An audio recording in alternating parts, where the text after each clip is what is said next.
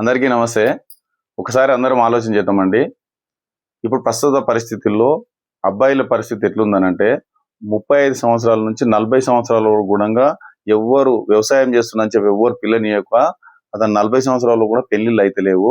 అదే ఒక సాఫ్ట్‌వేర్ ఉద్యోగం ఉందని చెప్పి రూ. 1,00,000 జీతం ఉందనంటే అతను దానికి పోయి మనం ఎగబడి పిల్లనిస్తున్నామండి. అయితే అతను ఒక నెలకు రూ. 1,00,000 సంపాదిస్తే సంవత్సరానికి 12,00,000 రూపాయలు వస్తాయండి. 12,00,000 రూపాయల్లో ఈ యొక్క 6,00,000 ఖర్చు ఉంటదండి. 6,00,000 మిగులుతాయి. 6,00,000 10 సంవత్సరాలు లెక్క పెడితే 10 ఆర్లు 60,00,000 రూపాయలు సంవత్సరానికి సంపాదిస్తాడండి. అయితే అతనికి మనం అమ్మాయిలను ఇస్తున్నాం ఎగబడి.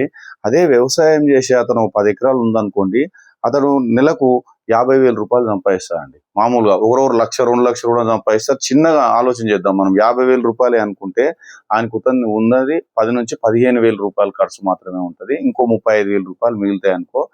అయితే దాంట్లో ఇంకోటి ఏందనంటే అతను 10 ఎకరాలు ఉందనంటే ఎకరానికి ₹1,00,00,000 కావాలండి. ఎకరానికి ₹1,00,00,000 కంటే 10 ఎకరాలకు ₹10,00,00,000 ఆస్తి ఈడ ఉన్నట్టు. అయితే ఈ యొక్క సాఫ్ట్‌వేర్ ఉద్యోగము చేసినటువంటి సంవత్సరానికి 10 సంవత్సరాలకు 60,00,000 సంపాదిస్తే ఇతడు ఎకరాకు ₹1,00,00,000 పోయినప్పుడు ఆయన ఎన్ని రోజులు 10 ఏళ్ళు సంపాదిస్తే కూడా ఒక ఎకరా పొలం కొనలేడండి వ్యవసాయదారునికి. అందరం కూడా దీని గురించి ఒక్కసారి ఆలోచన, అంటే నాకు వచ్చిన ఆలోచన ఇది కనుక మీరు కూడా ఒక్కసారి దీని మీద ఆలోచన చేసి ఒక కామెంట్ చేయండి చూద్దాం.